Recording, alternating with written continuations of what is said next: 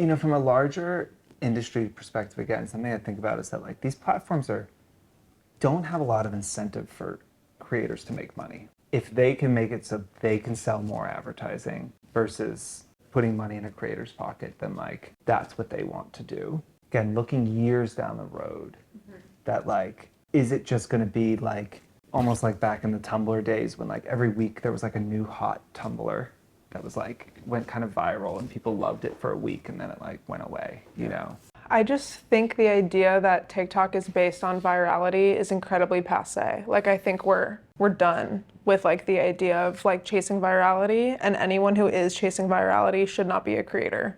We could probably film now. Welcome to very sweaty, very hot Negronis with Nord, episode 24, tropical edition. Is the HVAC broken? Is it just a fucking piece of shit? It's hard for me to really understand. I am $25,000 into trying to fix the HVAC system in this office, and yet it's so hot I can't even wear my essentially see-through linen jacket. We're here. I have Sophie Wood, our star strategist, resident Gen Z expert.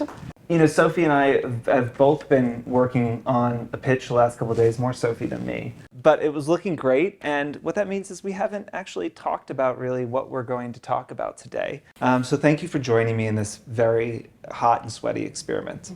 Love. Happy to be here. Happy to have you. Happy to sweat in unison. Yeah, and maybe we can like tone down the reds, Erin, as the day goes on and we like our cheeks get flushed. Yeah, that was actually just happening in the pitch. I could feel my cheeks getting flushed as I was talking. What I've been thinking about, just the future of social, after years of undisputed dominance, Instagram has, I don't even know if we would call TikTok a competitor anymore because it feels like Instagram's trying to compete with TikTok, right? Not vice versa right now. We have a new platform which is obviously moving into like the cultural spot that Instagram has held for so many years. It is obviously changing social quite a bit, which needed to be. But I do think it's worth examining what are the long-term impacts and what are these businesses trying to do, generate value for their shareholders, and how are they doing that, and what does that mean for influencers? My fear has been like, if followings get de-emphasized for the For You page, for this algorithm which can like, if you spend a week on the platform, it like learns you and it figures it out and it's serving you shit that like is perfect for you, exactly what you want. If that continues to be what people want, and if followings become de-emphasized, is it going to be harder for creators to make money on these platforms and monetize them? Your feeling was right off the bat generally no.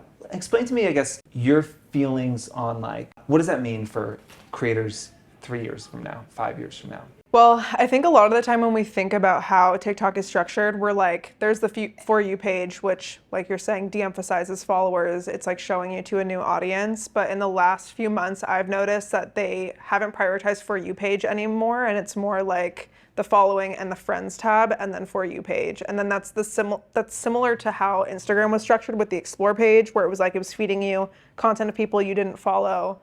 And then suddenly it was like, now we're all in our own feeds of people we do follow. I think TikTok is following that same suit, and I think it is sustainable. I don't think it's de-emphasizing followers. I think it being the beginning stages of the app, they were trying to get people to discover people on the app as they had first downloaded it by having For You page as the main feed. Now that people know who they like, they have the friends, they have the following, and they have the For You page, I think it's fine. I don't think it's an issue, because I think that's how Instagram started and it's still going strong 10 years later.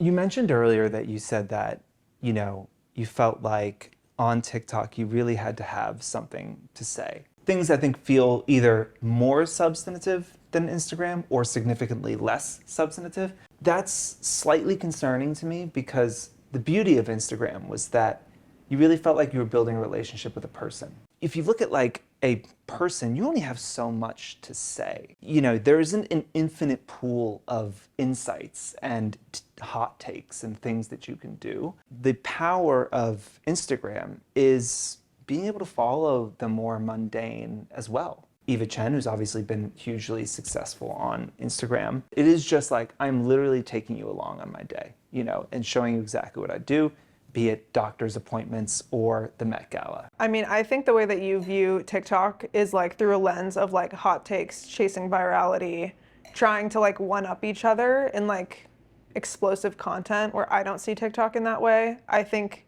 TikTok is a platform that has so many different niches where like sure, some of that exists, but I think the most successful people are the ones that are connecting with an audience, and I think TikTok does a better job at fostering that than Instagram.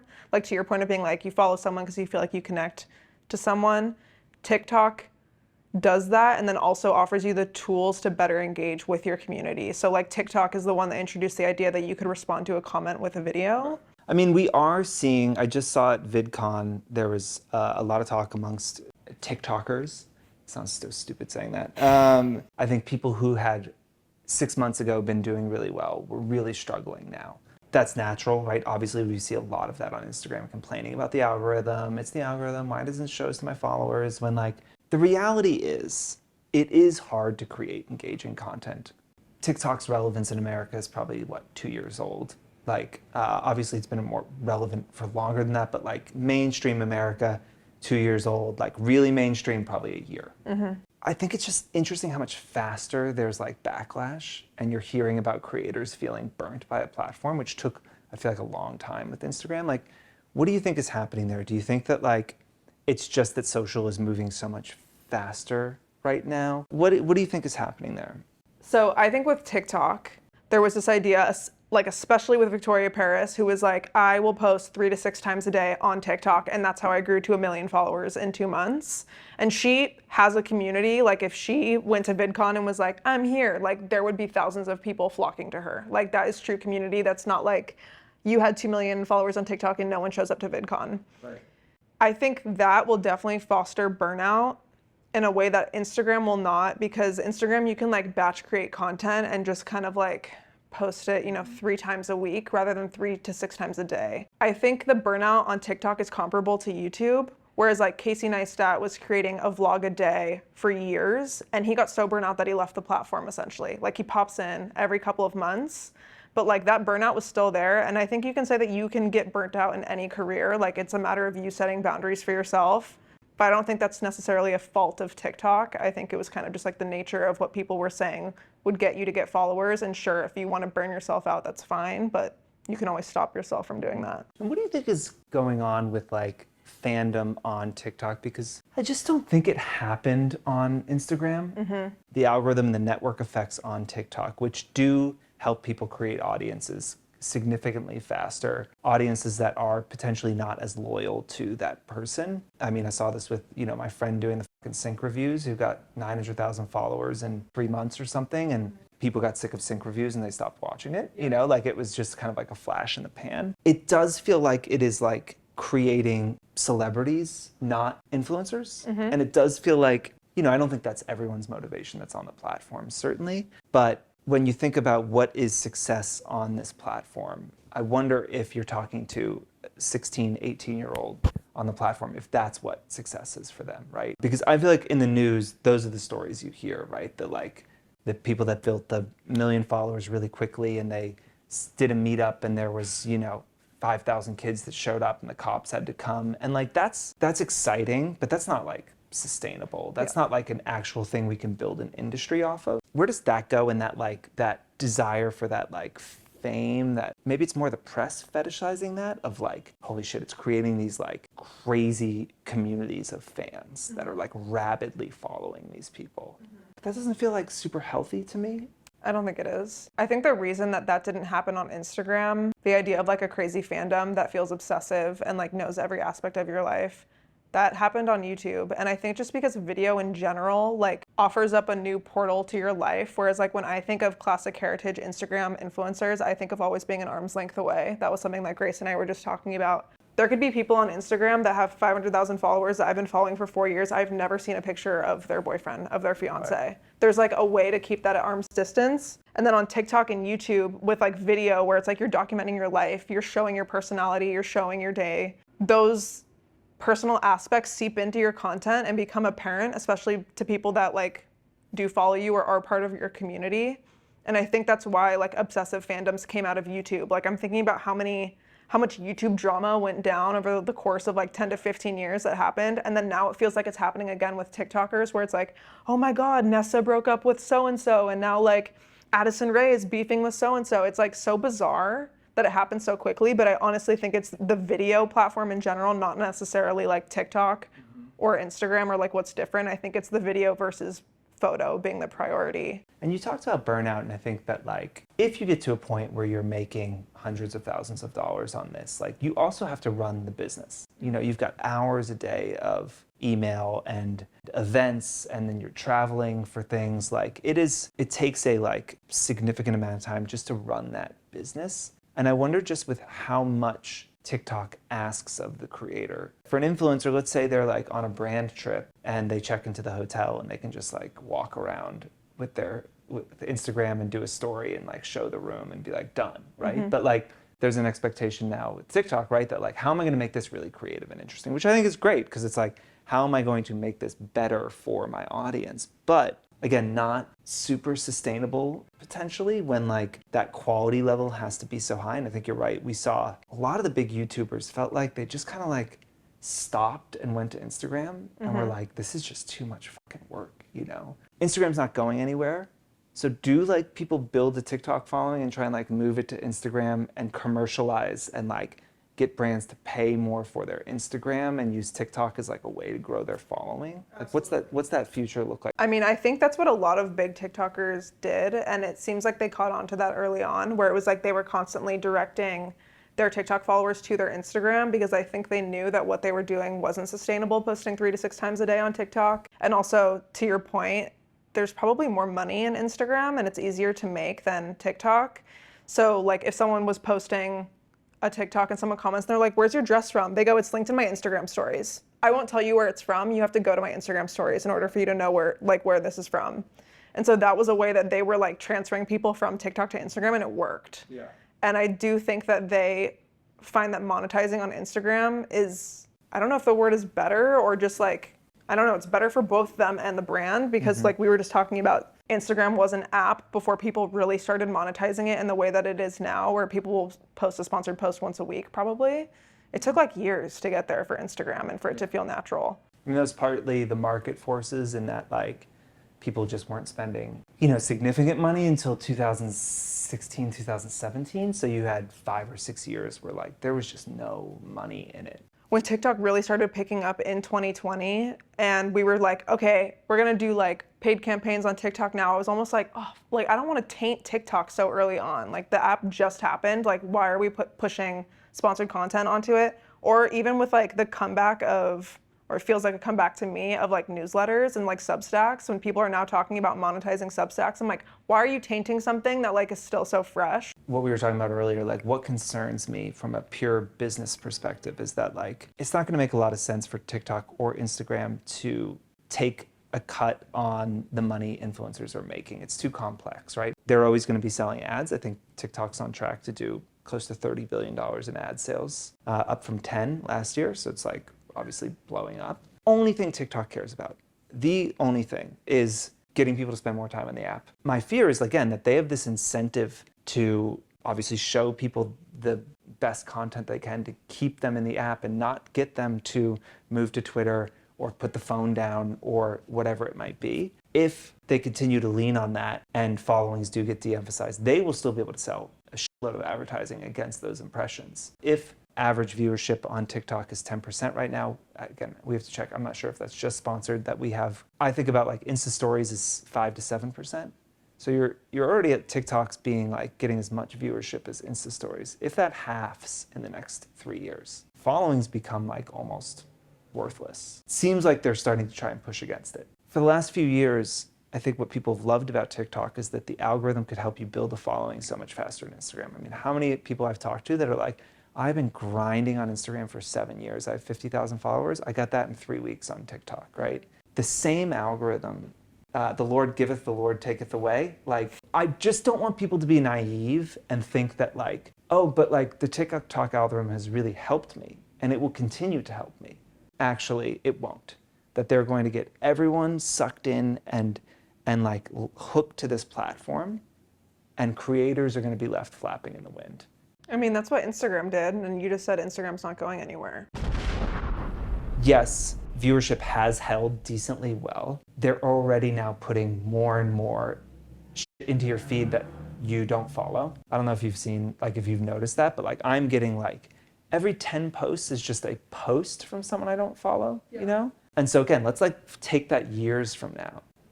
Are they doing a lot more of that? And now Instagram viewership goes from 20% average to 5% average. Stories are at 2%. Again, and then it just becomes like much harder for anyone to build a business on these platforms. That's a very fatalistic view. I'm sorry to be a bummer. I mean, we could just talk about the recession, but the main difference to me between Instagram and TikTok fundamentally is that TikTok from the beginning acknowledged that all the credit was to the creators of the app. Like, they knew that their app would be nothing without the creators that consistently make on it. I don't think they're gonna leave them in the dust. I think Instagram kind of did that. They're kind of trying to backtrack now, which is why they're putting like random people's content in our feeds. But I think TikTok understands that, and they've understood it from the beginning. Instagram offers, I mean, I think they are now within like the last 6 months, just because I've been seeing Danye getting invited to Instagram events, which never happened. Right. They are now putting an emphasis on creators. Right. TikTok has always done it. They like assign people account managers for TikTok, so they have a connection with TikTok. If I ever tried to get in touch with Instagram, have you ever tried to get in touch with Instagram not through a connection? It's literally, there's no point. Well, you're never gonna get in touch with anyone. Luckily, I'm very connected. We know. He's verified. See, that's awful. See, when I had an issue with TikTok, I reached out to them and someone got back to me in 2 business days. Yeah, which is how it should be. Yeah, which is why I do not think that they will leave creators in the dust. I think they fundamentally understand that they need to nurture that relationship. On TikTok, I would like to see more consistent delivery to followers, 10%, I think, if that is the benchmark. And I know that is like, I actually am confident for us, that's our benchmark of the, you know, probably 10,000 TikTok accounts we've connected to the platform. That's an embarrassment. That's not okay. It's not okay that only 10% of who follows you sees your content. Similarly with Instagram, 20% is not okay. If you built that following, we should have more tools as creators to reach that fucking following. For the industry, what we need is better ways to track through to sales.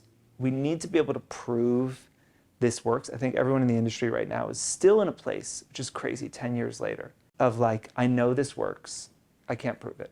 Yeah. I mean, TikTok, you can't even put a link in anywhere. Yeah. And TikTok just walked away from their e-com, which is concerning.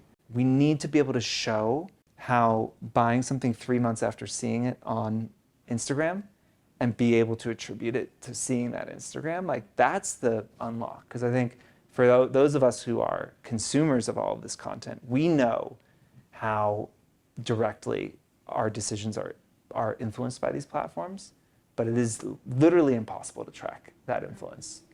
I think the reason that TikTok did that is because they tested it in UK, I think, and they were like, this didn't work. But I also think that they look at Instagram and look at their mistakes and learn from them in the way that Instagram does not. I think Instagram integrating shopping into literally every piece of content ruined the app, and they were like, wait, let's not do this. And I think TikTok is going to invest in pixels, which means that no one is like, shop through this, blah, blah, blah. It's basically like, I did a sponsored ad with L'Oreal where I like use this lipstick, and then there's a pixel that knows that that ad was served to that person, and then that person within a 30, 60-day window ends up buying it elsewhere just through their phone, because everything is tracked through our phones. That will bridge that gap, and it won't feel so in your face, buy this through the app. Right. I think that's the direction that TikTok is going to go in. I don't know if they've even like thought about that technology, but I know that it was mentioned at the Business of Fashion conference that we went into, and we were like, yes, because we need to bridge that gap in a way that doesn't feel so pushy. That's going to be pretty difficult just with what Apple's doing, which is basically like outside of your specific app, unless you link out to a website, go f yourself, you don't get anything, which is a completely bad faith argument. I mean, I like that Apple campaign about privacy is obviously complete and utter bullshit. Apple's like, we care about privacy. Like, yeah, we want to be able to sell you advertising, not Facebook. So, you know, I think for me, what I really hope with TikTok, because yes, there are people making really good money, not as consistently. I think a lot more TikTok creators are being taken advantage of by brands because they're younger, because the industry isn't as evolved. But like, I want people to be able to build sustainable careers. I think that's always been my fear in the influencer space, is that like 10 years from now, will influencer marketing be more powerful or less powerful than it is today? Exponentially more powerful. In 10 years from now, will creators who are killing it today be able to have careers, I am much less confident on that. That time when you can monetize your following gets shorter and shorter and shorter and shorter. And so for influencer marketing and for us, we're good, right? We are always going to be able to work with individuals who are at the forefront of culture, who are creating content that is crushing it, that have great viewership. Like, we're always going to be able to do that. That's not a problem. But for those individuals, are they going to be able to build sustainable careers? Or is it going to be a kind of 15 minutes of fame and like you can use that to like springboard to something else, but you can't make millions of dollars over 10 years and really build a business off of it. I think that's my fear, but my hope is that is possible, and that those people that, you know, never hit the million but have 200,000 followers in a community that really, you know, is invested in them and they invest in that community, that like they are able to monetize it and we're able to work with those people. Because I hope we don't have to just constantly be like reaching for that like next big thing, you know. With that, thank you all for joining. As always, we will bring Sophie back from time to time when I need to be an old man and yell at her to get off my lawn. So thank you for sitting through the heat. Obviously, like, I don't know if I drank this or if it just evaporated Yeah, out I of the don't remember glass. you ever putting that to your lips, so I'm confused. I think it's just in the air somewhere. Goodbye. I would like to be on here again, so comment saying you liked me so James will have me again. You can follow me at GoodwoodX and follow my book club at Book Bimbos Club. We're currently reading Funny You Should Ask, and I'm currently reading Lapvona, I think it's called. Anyways, thanks for watching. Imagine if we got to just like do campaigns and not disclose that it was sponsored. We would make a fucking killing. I mean, I don't even have to think about that. That was what it was. I know. You know, for so long, we didn't do you know, we were just like, you know, brands would be like, oh, we can't say it's sponsored because we want it to look like it's not. We're like, yeah, duh. I mean, why would we get them to say it's sponsored? Although it feels like luxury fashion brands kind of exist in that space. Yes. Like, they're all gifting and paying people, I think, and like, just like, they're still the last ones that are like, ooh, if you could not mention. Yeah, that'd be great.